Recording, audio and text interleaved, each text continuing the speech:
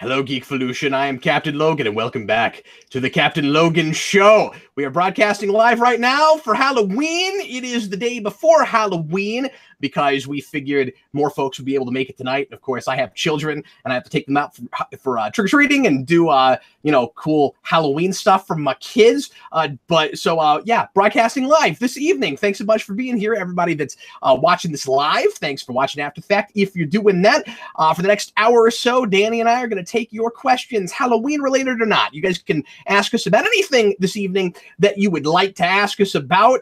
We will probably front load some Halloween type things, but Eric and I did a whole Halloween Q&A, which is, I guess I'll put that public tomorrow, because if you watch the whole omnibus, you've already seen that. But we already answered a whole bunch of questions on the kind of horror Halloween topics. So we'll see if anything cool new comes up tonight. Let me introduce, as always, my wonderful producer and chat moderator, Danny Nixon. Hello, everybody. I'm the ghost of Danny Nixon tonight. I think you're the ghost of Danny Nixon's costume. Yeah, my costume couldn't make it. It was running a little late. Curse you, Amazon Prime. Did you actually order one? Did you get here? No. Oh, okay. That's a really good excuse, though. Man, you could have just lied. We would have never known the difference. Like, I could have. You know what? Next year, that's going to be my costume. Is like a big, print out like a cardboard thing that says shipping has been delayed. That's not bad. Or you could go as like an Amazon package. Yeah, that'd be pretty good. And you'd just be like, I'm going to get here soon, like. Just show up fashionably late. Yeah, no, that'd be great. Show up 2 days later asking for candy. Yeah, no, that's good. Somebody in the comments says I'm the DCEU Riddler. Sure. Sure, I'm that Riddler. No, I don't have enough tattoos. But yeah, no, I cheaped out this year. On your forehead. I cheaped out this year. This is a costume I had already. I've worn this on the channel before. Maybe I'll do something really super cool next year. That's new and different, but I didn't have any like major functions or anything to get a new costume for. And I put this on, and like I've got a few different costumes I could have worn. I put this on. You know what I thought, Danny? I was like, this is the suit I should be wearing every week for this show. Like, this shouldn't be Halloween costume material. It's got question marks. That's what we do on the show. We answer questions. I think you need to get your own like custom tailored suit that's like a different color scheme or something like that that's still got the like question mark motif. What a cool idea. Blue Dragon 5, the light is for atmosphere and ambiance. It's Halloween. That's why I have that. And also because it's difficult with the kind of dim green lights I have to really illuminate this screen. Danny, I did last weekend. I overhauled and cleaned up the Batcave. I put up some pictures on Facebook. I finally got around to seeing the pictures of them. Like 2 days later. It's about the best it's ever looked. I'm really excited about it. I'm really happy with it. And I finally got the lighting right down here. I have really great even lighting now on camera. And you guys don't get to see it tonight because we're doing this. Anyway, wait until next week on the Captain Logan Show. So as always, we're going to answer some pre-written questions. We're going to answer some super chats if anybody has those. If you want to make sure that your question gets answered this evening, you can leave us a super chat, donation of just a couple bucks, however much you'd like to use to support us, and we sure appreciate that. That helps us out immensely here on the channel. And what else? What else did I want to mention? Stuff going on. So I just put out a new Superhero Rewind. I'm going to have the second part of that up by next week, hopefully. So look forward to that. The Omnibus is going to be, we're going to shoot this coming weekend. So that should be out toward the middle to end of next week as well. And that's kind of all the news that's fit to print, all the major stuff going on right now. Danny, why don't we go ahead and jump right into stuff, man?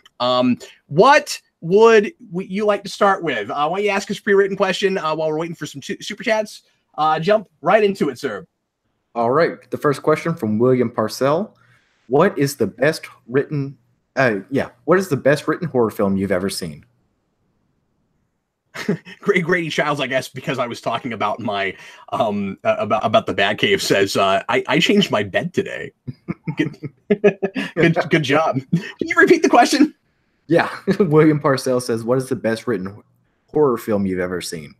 The best written horror film I've ever seen. Man, see, why are we doing this topic? Like, I'm not a big horror guy, Like, I probably watched like half as many horror films as I had seen in my entire life for the omnibus last. That's not true.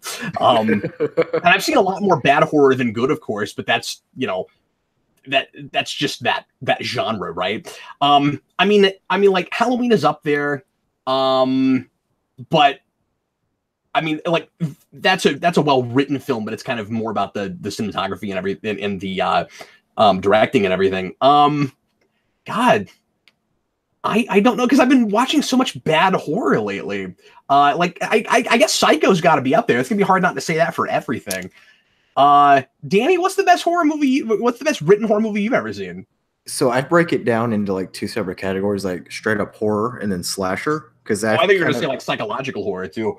No, I kind of lump anything that's not like this slasher killing multiple people. You know what? Type of Not thing. everybody loves this. I put Cabin in the Woods up there too.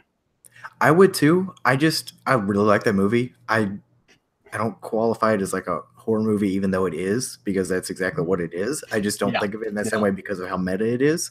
But like for me, the best. Sure, it does the deconstructy thing, but then again, so does Scream, and you're not. I mean, they're different deconstructions, but you're not going to call that not a horror film just because it's deconstructing it. Well, I actually don't consider like slasher films horror movies. Like slasher, it's just its own category in my opinion. So like the best written horror film I think I've ever seen is The Exorcist. Like I love that one. I don't know. I tried to watch that at one point, and it was too much for me. I got like 20 minutes in, and I couldn't do it. But that was pretty fun here, so I don't know now. Like I'm probably desensitized enough now that I could do that. But I was gonna say, call me a pansy, but like I couldn't get through it. No, I think it's got some genuinely scary moments aside from the what I think are obnoxious, where they flash the ghostly face in the screen. I could do without that because it doesn't fit in the movie anywhere at all, in my opinion. But other than that, I think it's like a wonderfully scary movie. I think the original Dracula is wonderful. I've not seen obviously all of the Dracula movies, and Bram Stoker's is weird, but like going all the way back, the original Dracula film is pretty great. Yeah, I bought that and the original Frankenstein last year for Halloween, which I've never actually sat all the way through. See, I've fallen asleep through both of them because of how different the time period is. Because they're boring for Danny, and Danny doesn't have historical perspective. I have historical perspective. I just fall asleep because they are kind of boring by today's standard. And I try to acknowledge that I'm going into a movie that's not made the way I'm used to seeing films, but I need to sit down and watch it. And once I finish reading Dracula, then I'll go back and watch it. Yeah, Kellen O'Rourke. I'm talking about the 31. Yeah, I'm gonna answer a pre-written question real quick in case you don't get to it. Brady Childs, have you watched the Human Centipede trilogy? A, no, of course not. And B, there were 3. I knew there were 2. I can't believe more people signed up to be in that. That tells you people will do anything for money, right? Like, yeah, I mean, Sharknado got a whole bunch of sequels. That's different though, because those look like they could be fun to make. I can't imagine you would have any fun at all with the premise. No, not if you're one of the members of the Centipede, but for everyone else, I'm sure it's not that bad of a experience. Anyway, moving right along. Moving on to the first super chat of the night. Yeah. Ross Hitchcock. Thanks, man. Apropos last name for this show. That's right. Absolutely. I want to hear You know what I don't think is a great horror movie? The Birds. It's no Birdemic. I like Hitchcock. I mean, I like a lot of the Hitchcock I've seen. Not that I've seen everything, but like we had to watch The Birds in high school, and I didn't get how even at the time that would have been scary. I've never seen it. I've maybe seen Psycho once. Like I'm not a Hitchcock guy at all, and I need to go back and watch some stuff just because I want to get more well versed in classic cinema. But everything I see from it, because of how long ago it was made, it just looks silly to me. I can't imagine someone being scared by the fake bird. Me too, but like even then I can't imagine it, because like I've seen other things from that period that looked more real than that. Somebody else just asked if we're doing the Power Rangers tonight. Let me just real quick mention we're doing that tomorrow at the normal time. So around 9:30, somewhere between 9:15 9:30, we'll get started on Morphomania live again tomorrow night. So I don't know how many people will be able to make it for that because it is Halloween, but it's later in the evening. So we are going to keep the normal time for that tomorrow night. We just wanted to move this to now because I got to hang out with my kids tomorrow evening. Anyway, let's get to that. It's a chore. I say what like it's a chore. I gotta hang out with my kids. Oh no, of course it's not a chore. But I mean, it's an obligation. But it's like, I still, just by definition. Anyway, what is Mr. Hitchcock super chat? I want to hear your new thought. I want to hear new thoughts on the Walking Dead comics. I don't have any new thoughts because I haven't gotten much farther. I've actually been watching, at least as of like a week and a half ago, I was watching more of the TV show, and so I shot ahead some on that and haven't gotten back around to the comics. We've been having to watch and read some other things for the omnibus. So, yeah, so I guess for just a second, I could talk a little bit about the TV show. I don't want to talk too much about that because eventually I'll talk about that on the omnibus with Eric. He's not been watching it with me. And I've been shooting ahead without him, and I'm more than halfway through the second season. So I don't know what I'm going to do on the omnibus. I don't know if I'm going to wait to talk about it at all until he's caught up and hope that I remember anything, or have a chance to go back and look at some of it. But I'll mention a couple of things just real quick. So I didn't realize that the first season of that show was only 6 episodes. Mm-hmm. And I don't know how much of that you've watched, Danny. Up till season 3 and half of 4. And did you just drop off like a lot of people because it got boring, or? And then I jumped into season 5 when they bring Negan in, and I dropped off after like 3 episodes because the show is just continuously boring. Really? Everybody says it's got horrible pacing issues. I want to experience it for myself and see at what point I just can't take it anymore. But yeah, I mean, it's one of the best comic book shows on like cable television. I think still, but maybe not still because I haven't watched up to whatever we're at right now. But just what you saw, even when you weren't liking it, you'd put it above what some of the CW stuff. I put it above everything, but like season 1 and season 2 of Arrow, honestly, just from an enjoyment factor. But I sure, yeah, horror and that kind of stuff is more in my wheelhouse, and it's easier for me to just jump into that than like some other shows. DJ says R.I.P. Capture Riddler Kane 2016. Yeah, and I still haven't replaced it. Like that product is still around and at the Halloween stores, and I just haven't bought another one yet. But I don't know. Maybe I'll do that soon. I love when DJ comes in with the deep pulls. He does. Yeah, you and DJ seem to like. I don't know if I could stump you guys with Geekvolution trivia. You guys know stuff I don't remember. Like I really want to play that Geekvolution board game from a few years ago. Yeah, so the one that David made. Yeah. Yes. So he was working on a Superhero Rewind trivia game at one point. I don't know if he's going to finish that, but he sent me pictures of the game board a while back, and so I think he's still working on that. Anyway, but yeah, so I just wanted to mention a couple things real quick about that.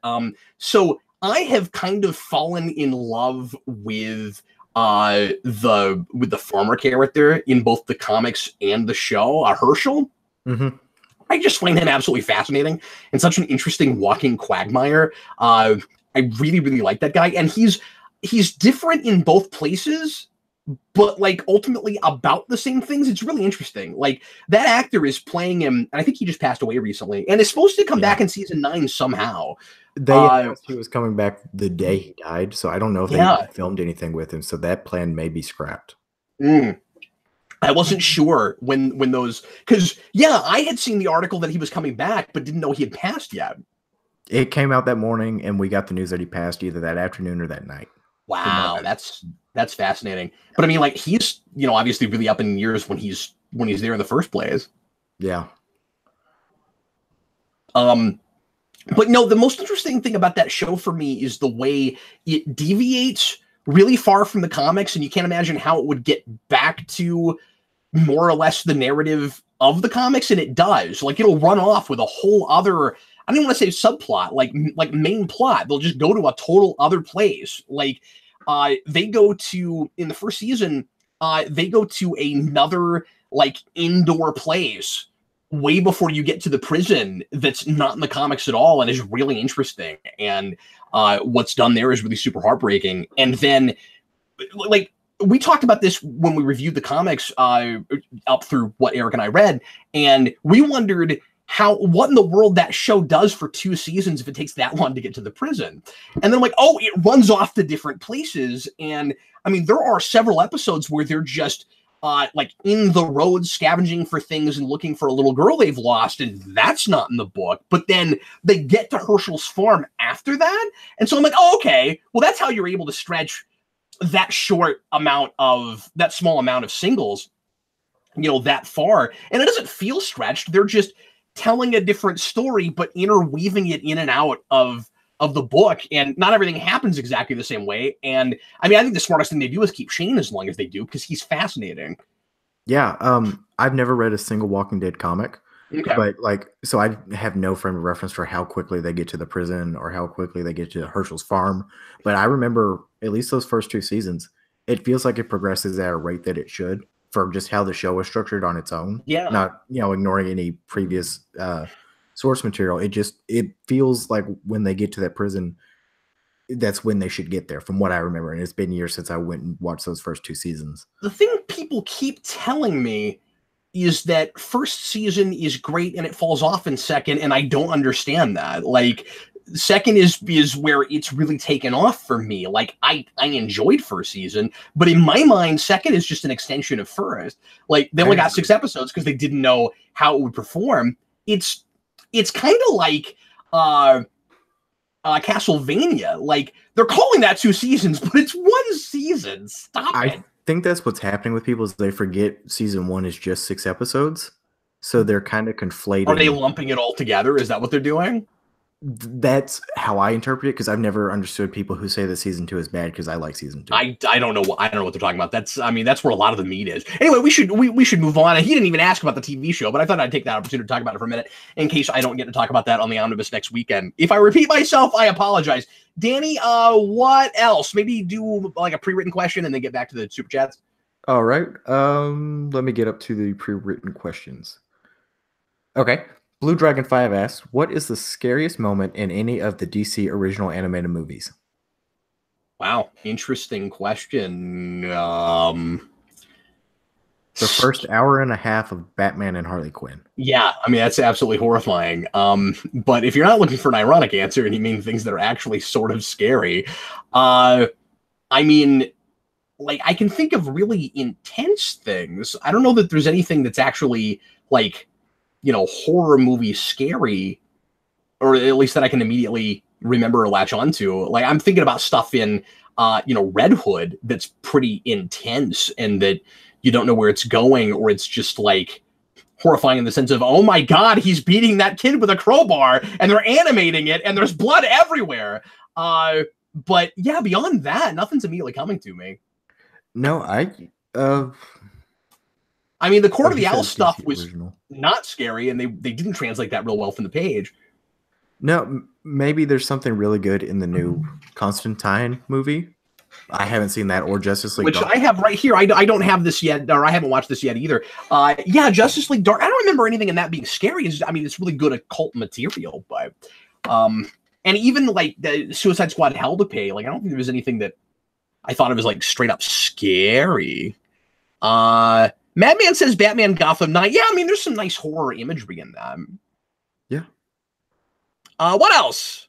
Going back to the super chats real quick, Ross Hitchcock also says, by the way, have you tried Red Dead Redemption 2? I have not. I never played the original, which I realized was in itself a sequel. And some people were complaining that they called that Red Dead Redemption 2 and say that it should have been called Red Dead something else, because that was a sequel to what was it? Something Steel? I don't even remember. I don't know. I just call him Rootin' Tootin' Cowboy Shootin'. I thought it was hysterical. Is that what it's called? I guess. That's what it's called in the mind of Danny Nixon. Dr. Loopy wants to know how much this costume costs. I think the suit was like $80, maybe. The jacket and pants, and then this hat I bought even before that, which is too small and hardly fits, and I need to get a good Riddler hat. But anyway. Wait, the hat didn't come with the suit? It didn't. No, It matches really well. It does, yeah. That's why I'm wearing it. But yeah, no, I got this, I think around the same time as I got the cane that I broke, but well before I broke it. So anyway, the next super chat from Jake Vader 93. Yeah. What are your favorite horror comics? I personally love John Ostrander's run on the Spectre. Cool, yeah. Well, unfortunately, I haven't read a whole ton of horror comics, so at the moment, just because I've been hip deep into it, it's difficult not to use the cop-out answer and say Walking Dead. Prior to that, I like Marvel Zombies a lot. I know a lot of people don't care for it. I still really love Marvel Zombies. I kind of don't care what anybody says. I think that the second one's really good too. It kind of gives the origin of the Marvel Zombies. Which is funny because I guess that's also Kirkman. Isn't it? Am I right about that? Isn't Marvel Zombies Kirkman? I have no idea. I've never read it. But yeah, at the moment, right off the top of my head, that's my answer. Man, I wish Eric was here.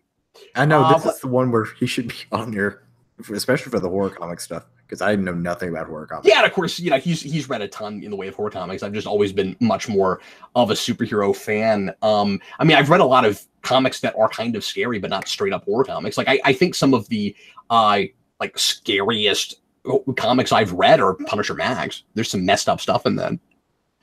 Yeah, like the closest I get to horror comics are Sandman and Alan Moore Swamp Thing, and those I wouldn't call horror comics. Yeah, I mean, Swamp Thing's borderline. It goes to those places. I liked what I read of. I was messed this up. It's not I, Vampire. What's that vampire book that Snyder wrote? What I read of that, I liked a lot. After you said that, all I can think is iZombie. That's all that's coming to hit my mind for whatever reason. Super. I also really like Frankenstein Agent of Shade, but it wasn't really a horror like it had horror stuff in it. But American Vampire, there you go. Yeah, I like what I read of that. I'd like to go back to that at some point. The only thing of that Frankenstein run and I read was the Future's End tie-ins. Oh, okay, yeah. So it was interesting from what I remember, but I'm sure the main story of that was probably a lot better than that tie-in was. You know what? I also really like Resurrection Man. That goes to horror places. Yeah. Super Nerd, his super chat is, ever watch Freakazoid or Johnny Bravo? Yes, both of them when they were on. And looking back, I don't know why I was a fan of Johnny Bravo. It seems like really counter to a lot of my sensibilities, and like Cow and Chicken even more so, but I watched both of those. Johnny Bravo was at its best when it was doing parodies, I think, or I say parodies when it would like do silly crossovers with things. Yeah, the Scooby-Doo crossover. Scooby-Doo crossover. They did one with Adam West that was pretty great. Do you remember that one where like Adam West is there and of course he's not wearing the bat suit and they can't actually do Batman things. And so in making fun of that, they'll just have like words on the screen for mundane things Adam West is doing. So like he'll hop over something and it'll just say underneath him, jump. It's really funny. But yeah, and then Freakazoid, we actually reviewed the first couple episodes of on one of the earlier Omnibuy, I think 1 or 2. I have all that now.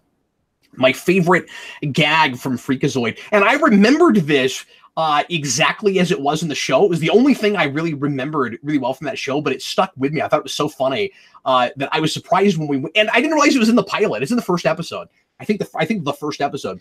And I was surprised that I remembered it as well as I did because I expected it to be different and maybe not as funny or maybe it's a somewhat different joke. It was verbatim how I remembered it, where you have Freakazoid and some kids sitting around a campfire, and these kids are talking about like what the scariest thing in the world would be. Ooh. And one of the kids goes, "The scariest thing in the world would be if you reach." And well, they keep talking about like things turning into wood. Or they keep talking about like wood things, like what is like the scariest thing in the world would be if you reached for something and it wasn't there, and then it's like crickets. Like everybody's just saying that like that's not that scary, and then the kid goes because it turned into wood, and then the thing that makes all the kids run off, and this is only funny in the 90s, but the thing that makes all the other kids run off is when the next kid goes, the scariest thing in the world would be if Sinbad got another TV show. And then everybody just runs off screaming. And yeah. But Yeah, I love that. Freakazoid is completely nonsensical. Like, I did not remember that show being as completely off the rails as it is. Like, it's Space Ghost weird. Ooh, nice. And crazy that it got away with what it did as a Saturday morning cartoon show and being one of the Spielberg things. Yeah, it was great. Jumping back to some of the pre-written questions, Ultron32 says, are you going to see Bad Times at the El Royale Cap? I don't know what that is. I think, is that the new Tarantino movie that's going to be set around the time of the Manson murders, or am I thinking of something different? I'm sorry, I'm not sure. I mean, I knew about that project, but I didn't know what it was called. Now that I say that, I don't think that's what that is. I think Bad Times is coming out much more recently, much sooner. My grammar is horrifying tonight. Yeah, just own it, man. Just be confident. Stick with whatever the last stupid, not like bad, grammatically incorrect thing you said. Stick with that. Oh, Drew Goddard. El Royale is Drew Goddard's new movie. It says people in the comments. See, now I'm talking awful. Yeah, I was way off. I don't know why I was thinking that was a new Tarantino I have an excuse, though. It's really hot in this suit right now. Yeah, the new Tarantino movie, just so I get some of that Tarantino cred back, is Once Upon a Time in Hollywood. Watch that not Once Upon a Time in El Hollywood. That's what it's called. I really hope I got that wrong, just so people can see you still. Yes, Kelly Jones, we got American Vampire. We realized that's what I was talking about. I always mix those up. Okay, let's answer some more things. What have you got, sir? All right. Did we? Yeah, we just answered that one. I was trying to figure out if we actually got the answer to that, but yeah, we did. Yeah, the answer is I've not heard of that. I'll try to look into it. Oh, real quick, before we move on, something I meant to mention at the beginning of the show. I'm going to be broadcasting longer than normal tonight, but it will be in a second show that you might have noticed in your feed, in your inbox on YouTube. Every year we do an El Hollywood. We do a Halloween, live show for Patreon. We do a Patreon hangout and we broadcast it to the whole channel. So we do Patreon chats every month, but we don't usually broadcast them to the whole channel. But this one you guys can watch. It's just going to be me and some patrons wearing Halloween costumes, hopefully a lot of them, and we're going to be chatting about whatever those guys want to talk about. And if you guys want to stick around and hang out with us, you can certainly do that, and you can ask some things in the comments, and we'll all talk about whatever folks come up with. It'll be a lot of fun. So more random Q&A stuff later on this evening, just as a different show. But anyway, I should have mentioned that when somebody asked about Power Rangers, because that's what we are doing this evening after this show. So stick around if you are so inclined. And Danny, what is that next super chat, sir? All right, from Thomas Edgehill. Have you seen the Disney movie Don't Look Under the Bed? And other than Long Halloween, are there any good comics to read during Halloween? You're the spookiest. Ghost emoji. Yeah, I'm spooky because I don't know enough about spooky things. Ooh. Let's see. So that the first question was about a Disney movie. No, I've never heard of that. I don't know what that is. Don't Look Under the Bed. It sounds familiar, but I know I haven't seen that one. Yeah, it does kind of sound familiar, but I've never watched that. I have seen The Witches. Have you ever seen The Witches? No. What is that? Because I'm thinking of The Witch, which is spelled with the two V's, which is a really good horror movie. is a horrifying movie about witches that turn children into rats, and it's and they're in disguise as more attractive women, and then they look horrifying. And yeah, no, it's messed up, and I can't believe that we show that to children. And Eric and I have been threatening to watch that again because we haven't seen this since we were kids, and it freaked us out. But yeah, no, I've never seen that. And then what was the other question? Other good Halloween comics. Halloween comics, yeah. Halloween was how we phrased it. Well, we just talked about a few really good ones earlier. Obviously, there's a lot of good, John Constantine things. I haven't read it, but I'd imagine the Frankenstein adaptation by Bernie Wrightson. I've never read that. Yeah, I want to get a copy of that. But I'd imagine that would be pretty good to read just because it's Frankenstein and that's such a classic Halloween character. Yes, of course, yeah. Which I'm still supposed to review. Danny wanted me to review that this month, and I haven't gotten around to it yet. Well, I haven't sent you the donation for it, so you don't feel like there's any pressure to do that. I started reading it, but I haven't finished reading that yet. I mean, this time around, I had to read it twice in college. I'm surprised by how much of the prose I'm not remembering. But it's been about 10 years since I read it.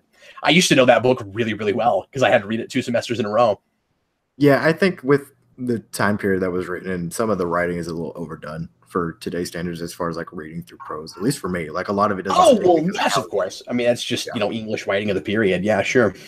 Yeah, which is funny because I'm reading Dracula right now. Sticks with me so much better because of it's written kind of in that same format, close to that same time period, not exactly the same, but it sticks with me a whole lot better. Well, and there's a lot of really good like character development and world building and stuff that happens in that book that is pretty easy to write off as unnecessary. That like just a lot of personal details about people that maybe won't stick with you, but do draw those characters. Yeah, Frankenstein, you mean? Yeah. Going back to the super chat, David Crabtree says, Geekvolution Superhero Rewind, the movie trivia board game, I love that title, is in production. Stay tuned, and so is Cybermex, shameless comic book plug. I love how he uses the super chats to plug his comic. It's just a great way. It's like a paid ad, really. I know, it's great. I love it. Thanks, David. We appreciate it, buddy. Yeah, that game will be fun to show everybody when it's done. Okay, getting to a pre-written question. SS Jerry says, do you two like Dragon Ball? I'm sorry, who was that? SS Jerry.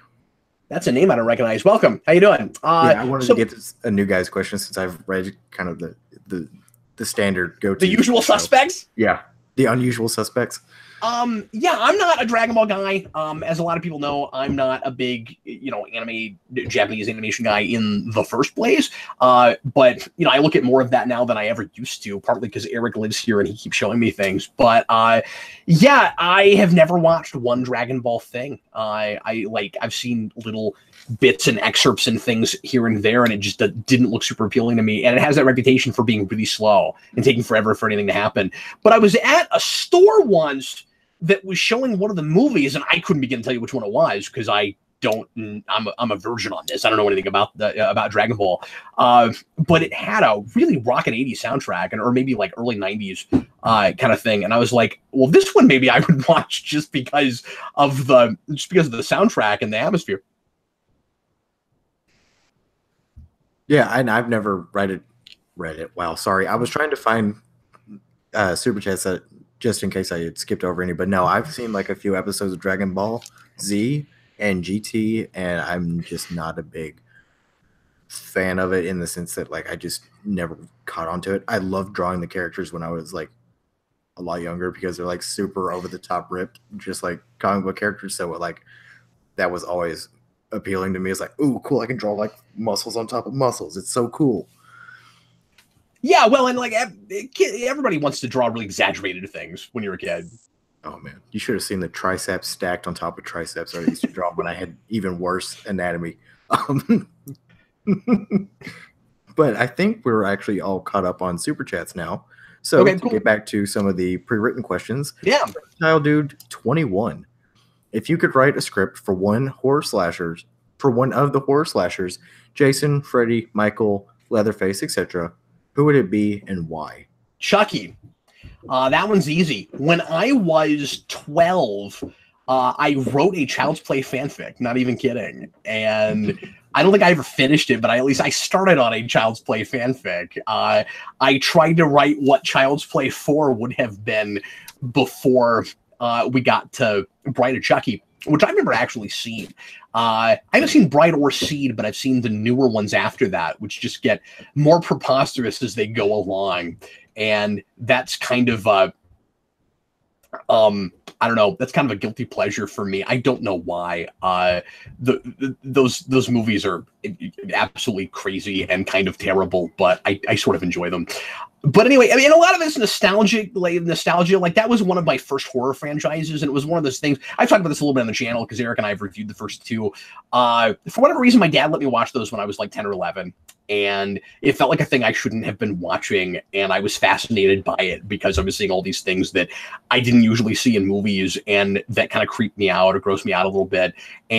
But it felt special because I wasn't supposed to be looking at them, and it also kind of spoke to me a little bit because I had the doll that I'm pretty sure Chucky was based on, that idea was inspired by, the My Buddy doll. And so it was really easy for me to kind of put myself in the shoes of that kid and imagine if that had happened to me at like 6 years old. And yeah, I mean, I would go back to that now. I think that's one of those things, sort of like Power Rangers or something, that would be interesting to go back to and try to make not too far away from the spirit of what it was, but a little bit more sophisticated and a little bit more character driven. It'd be cool to do a real psychological thriller with that character. Yeah, it just feels like one that would be tougher to update because, like, buying kids. I would update it. I'd write it as a period piece. Oh, okay. I was gonna say because toys have kind of gone away with the smartphone, so I don't know if that fits in with like. Yeah, and they're gonna reboot it. Like, they're keeping the original continuity going in a TV show, which will be really interesting to see if that catches on, if anybody watches it. And we've still got the same kid from all those years ago playing that character. He was recast in 3, but he's back right now, and I'm sure he'll be in that TV show. That's about the only thing he's really ever done, as far as I know. And but they're going to do a reboot movie, and I'm really nervous about that. Like, I bet they'll update it. I wish they wouldn't. What Eric thinks they should do is make it an update, set it now, but have it be a doll from that period that's like handed down or something. And I think that's probably like the best thing you could possibly hope for. But my fear is they'll set it now, but they'll try to do the exact same premise. And I don't think that makes a whole lot of sense unless you did it with something with another kind of toy, but it could get really silly. Like, you can make it like one of those robot dinosaurs or something, but I don't think that's a great idea. Chucky the Flying Drone. No. Yeah, do it with like a child's drone. Getting back to the question, I'd really love to do something with Jason. I think he's one of the ones that, like, there hasn't been like a really good movie. Like, Halloween's got the good movie. Nightmare on Elm Street has the good movie. I can't really think of the one like Friday the 13th. No, that's fair. Like, I mean, even really Child's Play, like two is, as far as those go, pretty decent. Yeah. But that's the one franchise I've not watched any of yet. I don't know Jason at all. It's the one I've seen the least of, and it's kind of my favorite because I just love how Jason looks. Like, it kind of ticks that like Michael Myers like force of nature box for me, where it's just completely emotionless face, just running around killing people, which says something horrible about me. I'm sure it's just fun to watch. David says he loves Jason Aggs. Oh man, that's the bad one. That's the really bad one. That's saying something. He at least has different. He either has different tastes or he's being silly. I personally like Jason Goes to Heck, the G-rated children's movie in the Friday the 13th franchise. And Connor's trying to get the Silver Shamrock song stuck in my head again. Thanks, buddy. One more day. Don't sing it. It makes it so much worse.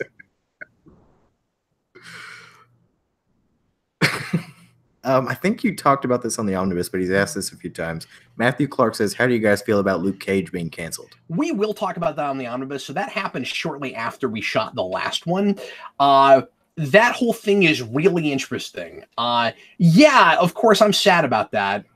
Not so sad about losing Iron Fist because it was awful. But when we lost Iron Fist, I thought perhaps they would just take that character and rope him in with Luke Cage, like Eric and I kind of think they should have done in the first place, and just team them up and have it be a duo. And because their one episode in the second season of Luke Cage is awesome. I loved Luke Cage, or I loved Iron Fist in that episode, but now they're both canceled, and I wasn't as, super excited about seeing the third season of that show as I was with Daredevil. I was just happy that season 2 wasn't a train wreck. Like, I thought it was decent. And it has an interesting setup for a second season. Don't get me wrong. It is really unfortunate that it got canceled. that means that we don't really have a solid ending for that show. I mean, I would have liked to have seen where things went after that, of course. And Luke Cage was, in a way, kind of in the middle of the character arc. I mean, it's really unfortunate to leave him in that kind of morally ambiguous place and not wrap things up. I think, without giving anything away, if Daredevil doesn't get any more seasons, and the conventional wisdom is that it will, it's left in a place that, like, I want more, and there's, we're setting some things up, but it wouldn't be as catastrophic to lose it. Like, Luke Cage is just, it wasn't done. And Daredevil, that could have been an ending. Don't want that ending, but it could have been an ending. And so, yeah, it's unfortunate. The really interesting thing is watching Disney and Netflix go to war, because that's what it looks like this is all about. They're not playing nice together. Importantly, Disney didn't cancel that show. Netflix did. And it seems like it's kind of a shots fired sort of situation where they are sending a message to Disney by canceling that show or announcing the cancellation the very day Daredevil dropped. That can't be a coincidence, right? And like that whole thing was mired in difficulty behind the scenes. They had scripts written, and Netflix and Disney just couldn't come together creatively, and Disney didn't like things Netflix was doing, and it was a whole fiasco. And so they finally just threw their hands in the air and canceled it. And it's really going to be interesting to see how they play together moving forward, and what Disney does with their streaming service. Yeah, I think this was kind of, from Netflix, like a preventative shot of like, yeah, we know what you're planning. We're going to kind of cut some of the wind out of your sails a little bit. And like, it's kind of obvious that some of those Netflix shows probably would have made their way onto that streaming service eventually at some point, especially something like... I don't think that's obvious at all. I don't know how the rights and things work with that. I don't know how the contracts are. Like, I don't know if the shows would have moved over, or if there's some kind of like a reboot situation that would have to happen. I'm not saying that makes any sense with Marvel's continuity, but... No, but I could very well see Marvel saying, we're canceling this now that our contract is up, or we're not going to renew, or whatever, once they've met their contractual obligations. And then on their streaming service, they do a straight up Heroes for Hire show, or they do the Defenders the show. But I feel like it was kind of inevitable that Marvel would pull as much of their original content as they could and put it on their streaming service. They probably wouldn't be able to get the previous seasons from Netflix onto theirs because it's a Netflix. So do you think Netflix is just like doing that before that happens to them, just to like show them what kind of power they have? Like, I don't know. I think it's more of Netflix saying, we don't need you. So, and they don't is the thing. I mean, it's important to remember that Daredevil and Jessica Jones were both more important early on when they had less programming, and they can be more, I don't want to say liabilities, but they're just not as important to the bottom line as they used to be, because they're expensive to make and they have a lot of other cheaper programming that keeps them going. Yeah. And so they don't need 5 shows. So Punisher and Jessica Jones both look like they'll still almost certainly happen. Punisher shooting now, as far as I know. Madman says, "Hey Cap, who is that shadowy figure behind you?" Ah! I don't want to talk about that. That guy, he's the other person that lives in my basement. He lives in the comic room with the comics. Oh, I didn't notice that Eric had walked across the screen or anything. I just thought it would have been potentially funny to see you look back there and kind of. No one did walk past. I'm just making things up. Okay. There is no shadowy figure behind me. Just go to close the closet door and then it sticks. Somebody asked if what I said earlier about Daredevil means I didn't like the ending of Daredevil. No, I'm not saying that. I mean, we'll talk about it on the omnibus. I'm a little mixed on a thing or two about it. Ultimately, I think it comes together pretty well. There are, like, narratively, I think it's just fine, if not great. There are decisions I might have made differently, but that doesn't make it not good. No, all I mean is I wouldn't want the show to end. Like, it's it's not done, but it could be done there. It's setting up for stuff I really kind of want to see happen without giving too much away, particularly with things Fisk knows. Thank you, because I've only seen like the first 2 episodes of it. I just had a busy weekend and wasn't able to binge watch all of it. Sure. William Parcell says, in horror, what do you personally find scary? Real quick, let me answer this. Ultron32 wants to know if we'll do a Daredevil spoiler cast with Dan.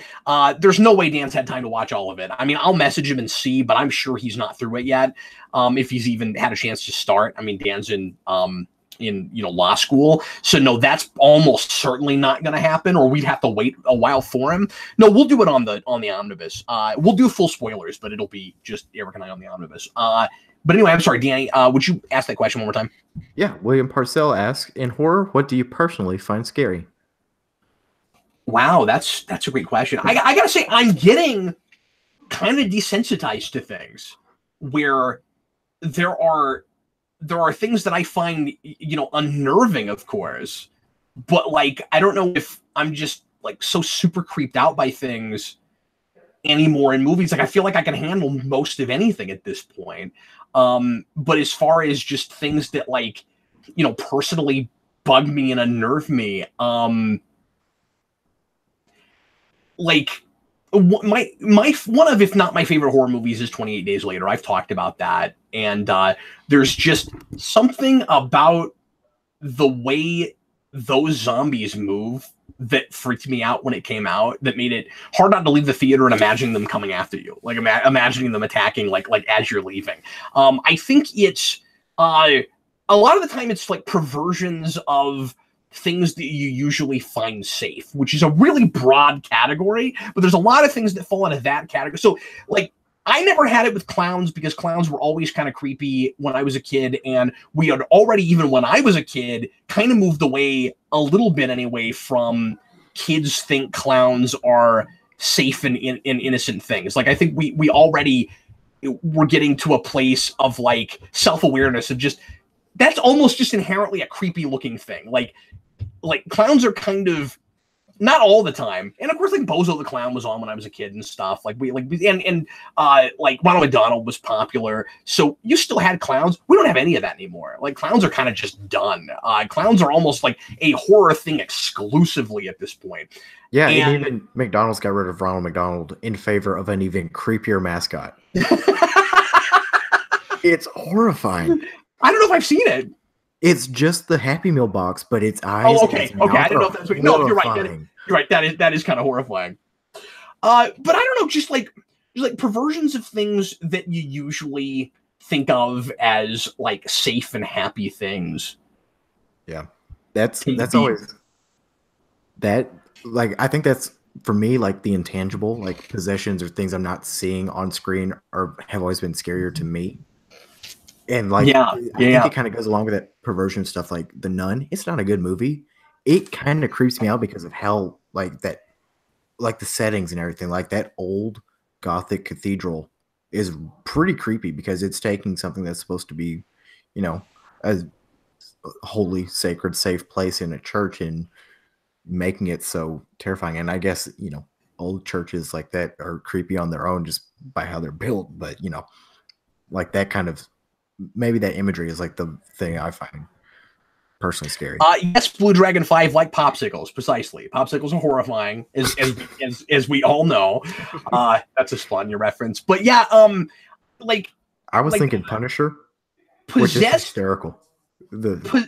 Possessed, like demonically possessed children can freak me out. Yeah, hold on 1 second.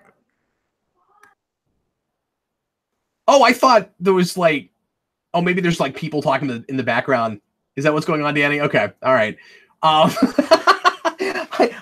It sounded like Danny was like in a lecture hall or something for a minute. But yeah, anyway, I don't know. And then I get like, I don't know if scary is always the right word, but like I get unnerved or just like freaked out or bothered, I guess, by like awful things being done to children just in general. Like I don't do well with it. And I also don't do well with like, and I've talked about this before, but anything with like gross food stuff, like force feeding people and stuff like that, that bothers me. I don't do well with that at all. And spiders, I'm not great with spiders. Yeah, if there was a horror movie that is just daddy long legs crawling across the screen, freak me out. I can't see those and not revolve. I mean, I see that. I guess I'm more creeped out actually by like legions of bugs, just in general, like bugs, like roaches and stuff. But I'm actually somewhat of an arachnophobe in real life, so like spiders bother me more in real life than they do on film, I guess. But now I'm just talking too much about myself. Okay, go ahead. J-Man says, if you actually met Jack Skellington in real life, what kind of conversation would you have with him? I would explain all of the other holidays so he wasn't confused by them either. I'd be like, no, look, you don't have to like it's not that big of a mystery. They're not all like this massive quagmire of what like the true meaning of Christmas is just it's a pretty amorphous idea in the first place. And then I would explain to him where it comes from in the first place, because I don't know if it would help that much, but one thing Jack Skellington in that movie never realizes is that it begins as a religious holiday. And I'm not saying that it has to be for people. I'm just saying I think it's kind of amusing that that's such a like secular movie that Jack Skellington never realizes where it comes from in the first place. Now, Easter is a quagmire because it's a bunny that lays eggs and he hides them. I don't get it. I know. That's why we need the Easter Phoenix. It's really important. We never made the Easter Phoenix t-shirt available on Redbubble, did we? No, we need to do that. When we get closer to Easter, we definitely should do that. But yeah, I also, I don't know. I think Jack Skellington could also use some dating tips. I just take him out to dinner. He's looking a little skin and bones. It's not going to help, though. He's a skeleton guy. He's going to eat food, and you're going to watch it fall on the floor. You know, like in the Casper movie. 5-second rule. He just keeps picking it back up. That's right. Yeah, it's so gross. Yeah. Never mind. I wasn't thinking about it. But, you know what? That was terrible. That whole thing was gross. I don't care what anybody says. But I liked that movie when I was a kid because it had Ben Stein in it, and I liked Ben Stein.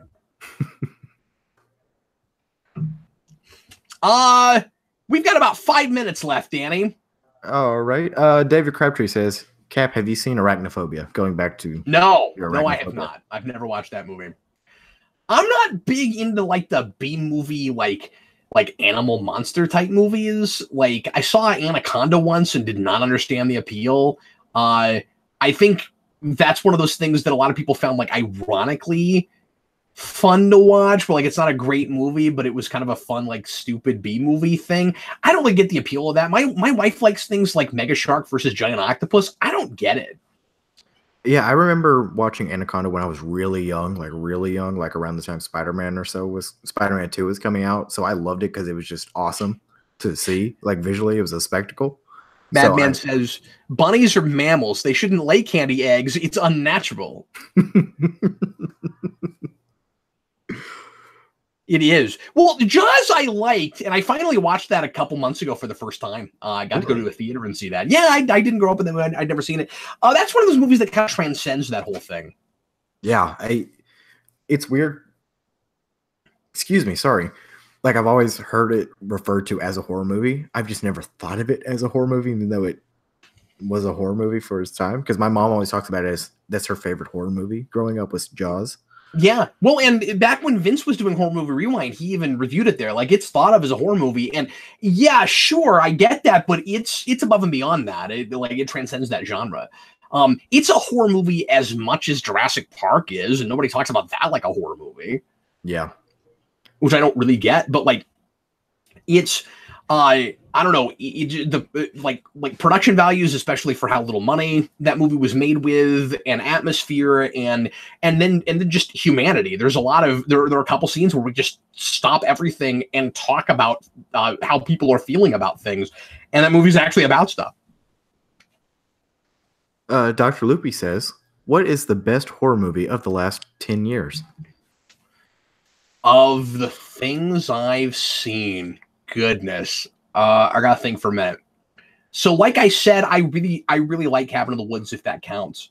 Was that within 10 years? Well, Cabin in the Woods is what, 2012, 2011? Yeah, that's right. Yeah, because it's a. But it's certainly, it wasn't 08. I mean, after that, yeah. I don't know why I was just thinking, was that before or after 08? It was just not clicking in my head when that was, and then it just kind of clicked finally after the words came out of my mouth. Trying to think of other horror movies I've seen. I mean, again, a lot of the horror movies I've seen in the last 10 years have been really bad ones. I've never watched The Box. Stay as far away from that as possible. The Box. Never watch Whiteout. Stay away from Whiteout. Jennifer's Body. I don't think it's as bad as other people do. Not a good movie. I kind of have to say the newest Halloween 2018 is probably the best horror movie I've seen in the last 10 years. Really weak third act, though. It's got a horrible third act. I don't even want to say horrible, but it's got a weak third act. In the context of that movie and in the context of some of the characters, I think it makes absolutely no sense how it ends. But the first 2 acts of it, I love it. Like, for the first hour or so of that, I was thinking this could possibly be the best slasher film I've ever seen, and then it's not. But I like Happy Death Day. I think that movie's hilarious. I don't care what anybody says. I'm disappointed with what the sequel looks like. That is not what I wanted, but I enjoyed that movie immensely. Noah O says best horror movie of the last 10 years, Suicide Squad. yeah, I saw that. It was horrific. SS Jerry says The Conjuring is great. Yeah, and I just saw that for the omnibus last week. That would also go on my list. I like that as well. That and Insidious are on my list. I haven't seen Insidious yet. That was the thing Malik was talking about, requesting for the omnibus at some point. So I will probably end up seeing that at some point. Even if he doesn't request it, I'll probably sit down and watch it. People keep recommending it. I think it's one of the first movies of the last past couple of years that kind of kickstarted that trend of taking like a happy-go-lucky classic song and kind of twisting it so it's a little more sinister. Like, that's the first time I remember hearing a movie do that with that. So good, good call. Get Out, someone says. Ultron 32. Eric reviewed that. I've not seen it yet. Yeah, it's good. I've only seen it the one time. Somebody mentioned Sinister. I didn't see that. What is that haunted house movie with the guy who played Loki? People said that was really good, but I missed it. Oh, I don't know. That name is not coming to me at all. Yeah, so somebody I'm sure in the comments will know it and mention it. Let's do a couple more, shall we? All right. Just real quick. Scroll up because everybody's giving their comments about that one specific topic. The Collector. I haven't seen that either. I've seen it. It was originally supposed to be a prequel to Crimson Peak, I think is what I was trying to think of. Yeah. Yeah. Collector's pretty okay. Tom Hiddleston, thank you. Yeah. Sorry, go ahead. Okay, here's one from Super Nerd. If heaven exists, what would you like to hear God say to you when you arrive at the pearly gates? Yeah, I know where you got that too. That's from James Lipton's. Do you know about this? James Lipton's list of questions he asks everyone that goes on inside the actor studio. Yeah, I've seen a few episodes of that. What is that? The Pervo list of questions. And every time I used to watch that show religiously, and every time I would watch that, I would think, one of these days I should sit down and think of what my answers to that survey would be, and I never did. So I don't know. I would want God to say that he was he became more of a fan of something like superhero movies or Star Trek because of all the stuff I did, where he's like, I don't really care about that, but then I watched Geekvolution, and now that that stuff's great.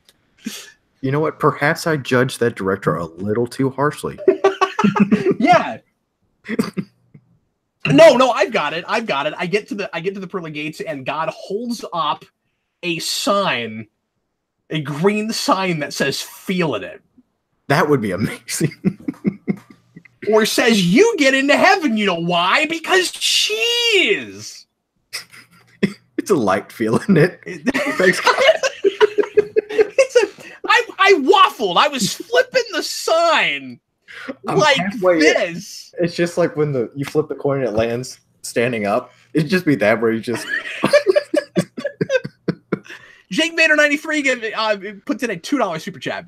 He says documentaries scare me out more than horror films. Yeah, man, I could not agree with you more, buddy. Like I've talked about this before, but last year I was working on my food novel, which again I'm hoping to put out by Christmas. Fingers crossed. I don't have a lot of time left now, but I was doing a lot of research for that book, and I watched a lot of documentaries about the food industry and learned a lot of really horrifying things about things that ways the food industry kind of strong arms the government, political stuff that I wouldn't usually bring up on the channel, but was kind of, freaky and messed up and stuff that just a lot of people don't seem to know about. And we don't know what goes in our food and all the ways in which we could be preventing diseases that happen because we're not eating right, that we're just not doing because people don't know about them and doctors don't talk about them. And people seem to take medical advice almost more from advertisements before they do from the food, which is all stuff that like I sort of know intellectually, but when you learn the ins and outs of it, it's just terrifying. Yeah. If you've never seen it, Dear Zachary is just heartbreaking.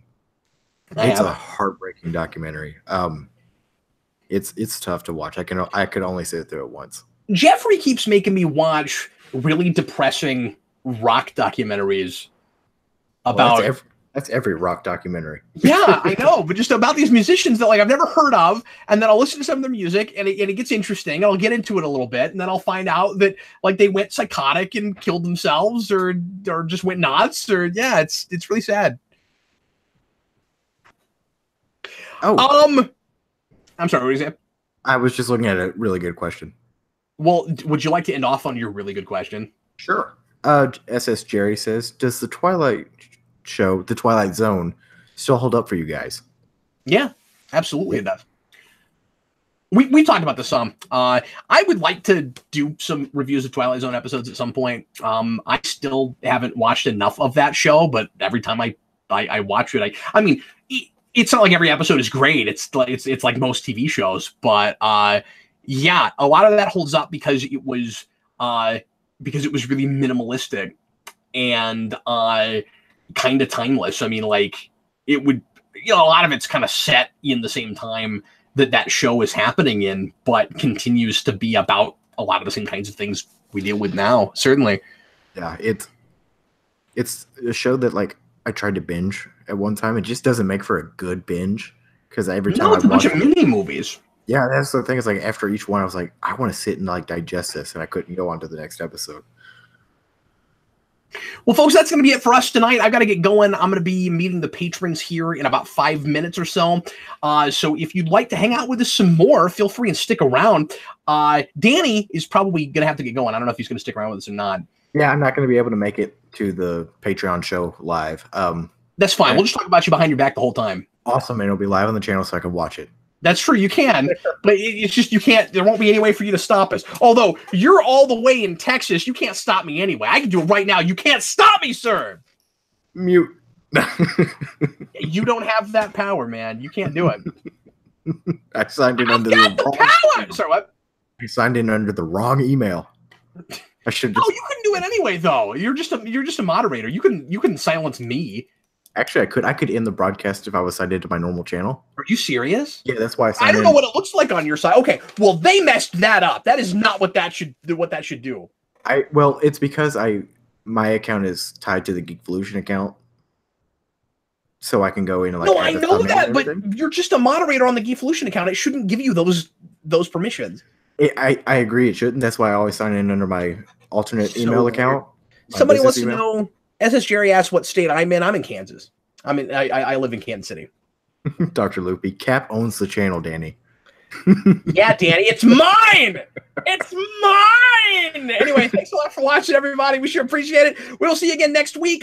We shot at an unusual time this week on Tuesday. Next week we move back to Wednesday, and it'll be at 8 o'clock Central Time. So pop in and bring a question with you, and we will try to get to it if we can.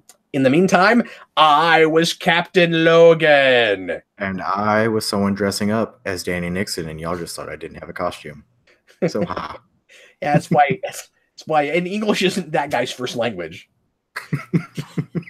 Apparently not. Thanks for watching, folks. We'll see you later. Bye.